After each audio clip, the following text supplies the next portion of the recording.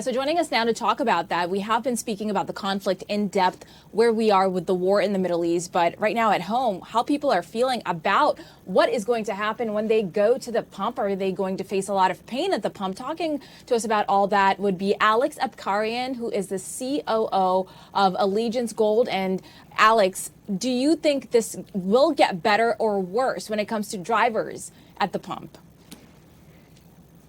The expectation is that the prices are going to go up. When you see oil jump from $67 right before the war to currently about 90, eventually that's going to have a triple effect on the consumers. What the Iranian government is doing is they're attacking the supply chain. It's not about just blocking the Strait of Hormuz, which controls 20% of the oil distribution. But when you start attacking Kuwait, when you start attacking Saudi Arabia, second and eighth largest oil producers, what that does, it affects the supply chain entirely. So do anticipate that the prices are going to go higher. Just like President Trump has said, in the short term, we are anticipating prices to go higher. But once the war is finalized, historically, we've seen the same pattern. Typically, oil goes up and then eventually comes down, and then gold follows after. When it comes to the Strait of Hormuz, what is a way around that? Because I know Iran can control that. How much of that you think really even played into where we are right now? So there's two options. Option number one, what President Trump did. Number one, he provided a $20 billion reinsurance program, and he's also suggested that he can provide naval escort specifically to the ships that going around. Now, China obviously is in communication with Iran, and they were allowing a couple of ships to go out a few days ago. But essentially, one way would be is to provide that security from an insurance and the naval support. The alternative, which is going to cost a lot more money, is go through the Red Sea. Now, here's what happens. When you're an oil producer, you have this refining capacity and you have a specific amount of storage. And it's not like you can completely shut down the production, because by you shutting down the production, then reproducing it, it's going to cost a lot more. So where we are right now is we're seeing the oil reserves that these countries have, it's above their average. And there will be a point where they're going to significantly stop the production. When you start seeing black smoke between countries and you have Iran, the concept is, if I'm going down, I want my neighbors to also go down. I think what they're trying to do is they're trying to pump up the price of gas so high that affects the American consumer sentiment. Because when you and I start feeling it in our pocket, we're going to start questioning the narrative. So hopefully this will not last as long, and it won't affect a lot of our pockets. Let's talk about the Persian Gulf. So if shipping is disrupted at the Persian Gulf, exactly how high can prices go? What is your prediction? What could the number look like? The forecast is it's going to surpass the $100 easily. By the way, we've had $100 a barrel oil price previously, so it's not something that it's unheard of. The counter of that is the fact that we have a little bit more of an independence from an energy side, where American companies can actually start producing more oil, baby pump policy, along with getting a little bit more oil from Venezuela, is something that could benefit us. But make no mistake, the main consumer that will be affected is going to be China, because a lot of their oil was coming from that region, not only from the Strait of Hormuz, but also a little bit from the Venezuelan side. But just to summarize one of the things that's beyond oil, what we're doing is we're trying to protect the petrodollar. We don't want any nations to trade out of the dollar. Why is that important? We want to continue maintaining the reserve status of the dollar. We as Americans benefit from that. One of the other countries who's not going to benefit from the Strait of Hormuz is also Saudi Arabia. It's not about the oil export and money inflow. It's also about the food import. A lot of the Gulf countries are not self-reliant. They're dependent on a lot of the imports. And one of the things we've seen historically is when the price of oil goes up, transportation cost goes up, it could very well affect inflation. And that's one of the reasons why we're seeing gold prices anticipated to increase a lot more. What industries are going to feel this the most and be impacted first? So first, let's start off with the transportation. If I'm in a freight and truck industry, when the price of gas increases, I have to pass it on to the consumer. Then think about the travel industry. Every aspect of the transportation has a triple effect to the end consumer. So if you're a business where your margin was X and all of a sudden the price of oil goes up and that is minimized, you have no option but to pass it on to the consumer. Now, the good news is this, that historically, anytime we've seen a war, we see a short rise in the price of oil and then it stabilizes. We do not anticipate this to be a long-term impact, but in the short term, there is some pain that we have to go through, so that way we get the long-term gain. So Iran is a major oil producer. We do know that. How much influence does it have over the global energy market? The influence that Iran has, it's not so much from the production aspect, although it's in the top 10. It's more of that distribution from that Strait of Hormuz. Because if Saudi Arabia is going to export oil, it's going to be a lot easier to go through that route as opposed to the Red Sea route. If you're going to take that additional oil and you're going to reroute it, you're going to have a logistical nightmare. And at the same time, it will impact the overall pricing. Think about what happened during COVID. A lot of American companies realized that we have so much dependence on China when it comes to the supply chain, from having the raw material, the production, the delivery. That's why companies like Apple started diversifying into India, into different regions. So it's historically, oil is one of those things that impacts everyone's pocket. But like I said, the good news is typically during war, it's a short-lived spike. Where does Venezuela factor into this, be it now or maybe down the road, should this carry on? So President Trump has negotiated deals with few oil-producing companies. Now, let's not forget, the American companies were the ones that actually build out the refineries and the entire pipeline system. So now that we are in a position where we're taking over 80 million of oil, the production aspect of Venezuelan oil is not so big that it's going to cover the gap from the Persian Gulf War that's currently going on. What is the Venezuelan control symbolizes is that we are pushing out Chinese influence in the Western Hemisphere. Because for the longest period of time, the way Chinese government benefited is they would go to these corrupt countries where they know very well that they don't have the capacity to pay back the loans. They'll say, don't worry, we're going to go ahead and build out your roads. We're going to build out an airport. But on one condition, we have the first right of refusal on your commodities. And the more you start controlling commodities, the more you realize that there's not a lot of alternative. So a few months back when we had the, for example, silver being included part of the critical mineral list, it wasn't about just adding another commodity. It was actually pushing Chinese influence out. Because if you look at the South American region, you have Mexico, Peru, the top two silver producing in the world. So this is not only about oil or a commodity, this is also about being able to protect the strength and influence of the US dollar. So everyone in the world continues to trade predominantly with US currencies. Is there anything the U.S. government can do to strategize and make sure that gas prices don't go through the roof? Well, one thing that President Trump did during COVID, if you remember, when the price of oil went negative in overnight, he went ahead and bought a lot of the reserves and filled up our strategic reserve holdings. So one thing that the government can do is increase the reserve side. Second, potentially providing some tax relief. Because the average price in the nation is between $3.20 to $3.45. I can tell you in California, for example, we're paying over $5.50, almost $6. So again, what the government can do is potentially subsidize in the short term. But because we live in a capitalistic country, the market dictates that. I'm not a big fan of the government intervention because when that occurs, it's only going to benefit the ones that are closest to the producing side. And it's going to take some time for that to trickle down to the consumer. When you think about a commodity, supply versus demand, if the supply side of the equation is impacted, where there will be delays in delivery, that will significantly increase the cost. Right now, we're still depending on oil in terms of our energy needs. One thing that the government can potentially do is resolve the war victoriously sooner rather than later, because it's going to benefit us two ways. Number one, it's going to significantly reduce the cost.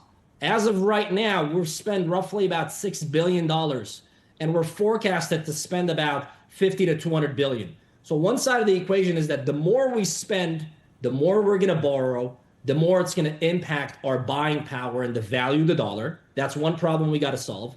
And the longer this takes, specifically in oil-rich region, it's going to impact overall prices, which the consumer is going to start feeling it. So the answer to your question is a victorious short war to minimize spending and stabilize oil prices. One things that you hit on I want to kind of follow up on is the importance to make sure that that's still traded in the U.S. dollar, because we were close to, with BRICS, that being changed, right? How much do you then feel that maybe going into Venezuela and going with this Iran is more tied to that point than some of the other objectives that Trump has said for reasonings of going into Venezuela and Iran? That's an excellent observation. Let's not forget BRICS, which stands for Brazil, Russia, India, China, South Africa, a couple of years ago recruited Iran, part of its BRIC Plus members. So if you look at, for example, Nigeria is one, Ethiopia is one, Egypt is one. What China is doing is that, number one, they're building their Silk Road initiative where they want to connect with a lot of nations. Mm-hmm. In order for them to challenge the dollar, they need to create a network bigger than them. Yes, the BRICS nation control roughly 50% of the population of the world. They control roughly 50% of the commodities in the world, including oil, gold, silver, corn, wheat, so on and so forth. But their aggregate, their combined economy right now is about 45% of the world GDP. Now, what's the importance of the Iran to be part of that? What China did with Iran last year, they had an agreement. They said, we're going to build your airport, but you don't have to pay us. We just want to be able to get some of your oil. So when you have these bilateral trade agreements, which bypasses the utilization of the dollar, what it does is it allows nations to realize that we actually can trade outside of the dollar. So what the BRICS nation is doing right now is that they're building the network. They need to have a lot more members to have a lot more influence. And they were in discussion last year to look at the unit, which is an alternative currency that combines all of their currencies, and it's actually 40% secured by 40% secured by a gold. See, even these BRICS nations don't trust each other yet fully, but what they do trust is the gold, because gold is the oldest form of money. It's a reserve and independent currency that is not tied to a single country's positioning. So as we see this growing gradually, little by little, and then you look at what's happening to the dollar's dominance, we used to control 83% of the world global trade, according to the IMF, back in the year 2000. Right now, we're controlling about 53% of it. Why? Because the rise of alternative currencies, specifically with the renminbi. So if you go back 3 weeks ago, Xi Jinping talked about asking for the Chinese yuan to have a reserve status for their currency. They want to attain that. And because China and all the BRICS nations are publicly buying a lot more gold, what they're trying to communicate to the world is, at some point, we want you to start trusting us a little bit more and start trading outside of the dollar. And that is their direction of travel. Maybe the speed will change depending on the geopolitical aspect. But one thing President Trump made it very, very clear is that if the BRICS nations continues to develop their own currency to de-dollarize, essentially, there will be additional significant amount of tariffs. Now, after the Supreme Court decision, obviously, the leverage of the tariffs has been fluctuated. We still have tariffs at about 15%, but this is something that we need to pay attention to. So to summarize, what we need to do in order for us to protect the world reserve currency, one of the key ingredients is military supremacy. And we've been able to solve the war back in 1940s, World War II. And since then, through the Bretton Woods, we attained reserve currency. And that's one of the things that President Trump is also trying to protect. So how fair is it for us to connect the rising prices with the conflict in the Middle East? Is it completely connected to it? Could it be anything else that's making the prices go up? Of course, we're going into the warmer months. shortly. I hope, people are going to travel more. They're going to get on the road to see their families when the nicer temperatures are out here on the East Coast. Is it fair to really correlate this directly to the conflict in the Middle East? Look, if you pay attention to the inflation, the headline inflation dropped from 9.1% under Biden to about 2.4% recently. But the average American is no longer living in the headlines. Everyone's paying attention to their grocery costs, to the gas price, to their insurance premiums, and they're basically seeing that the cost of living is actually increasing. Now, what the war is doing, it's actually going to amplify that in the short term. Our problem is not the war right now. Our problem has been our deficit spending. In other words, we've been bringing in, let's say, about $5 trillion, but we've been spending $7 trillion. Net, we're negative $2 trillion. And by the way, $1 trillion of that comes from interest expense. Essentially, we're continuing to borrow money to pay the interest on the debt. We're not even lowering the debt that we have. Now, one of the government's favorite way of impacting and minimizing the level of the debt is to actually lower the value of the money. So governments don't have any plans to pay down the debt. You might hear about initiatives, but at the end of the day, they need to borrow more to continue their operations. So the problem that we have with the spending, specifically with the loss of purchasing power, has nothing to do with the war that's happening. And by the way, gold has actually exposed that. If you go back 5 years in the year 2020 during COVID, let's say, at that point, we decided to sacrifice the currency to save the economy. Our national debt went from 20 trillion to over 30 trillion. Now, gold quietly is exposing the weakness of the currency, because gold is not something that there is a upgrade. It's not like an iPad or a computer where every year, or like NVIDIA chip, there's no upgrades. It's the same ounce of gold. Because it's a finite, limited supply, versus when you look at the dollars, we can easily print and overprint. And by the way, when politicians get along with the bankers, they work hand in hand to solve any problems that we have by simply printing and kicking the can down the line. So where we are right now is accumulation of years of mismanagement from the government spending, and the war is only going to exacerbate the short-term pain. It's a little alarming when you think about always that big picture here. You think there's a war, but there's so many different layers behind it and reasonings behind where we're at. Given all of that, do you think this war can end quickly then? It is the expectation, but then again, one day you look at a report from our generals saying that 80% drones are down from the Iranian government. Then the next day, you see a black cloud between two countries, specifically with their different types of missiles. So, and I also read an article earlier today from Axios that both the US government and the Israeli, they're thinking about potentially putting some boots on the ground to annihilate the nuclear side of it. My concern is we don't want this to be another Iraq or Afghanistan. It is very clear that it's not going to be the case. However, there is so much uncertainty. And with that uncertainty, we're seeing volatility. The longer the stakes, the more we're going to be impacted on two sides of it. On one hand, we're going to have so much debt. And on the other hand, we're going to have higher prices of oil, both of which will significantly impact the inflation numbers. Oh, and by the way, we have a new Fed chair coming up in May. And the anticipation is that they're going to lower the interest rates. Historically, when you study how wars react markets, what you see that during the first year, on average, the S&P or the Dow Jones will drop. By the way, since we had the beginning of the war, the S&P is down about 2%. But then when you look at specific industries, like the defense industry, you see that their performance is a lot better.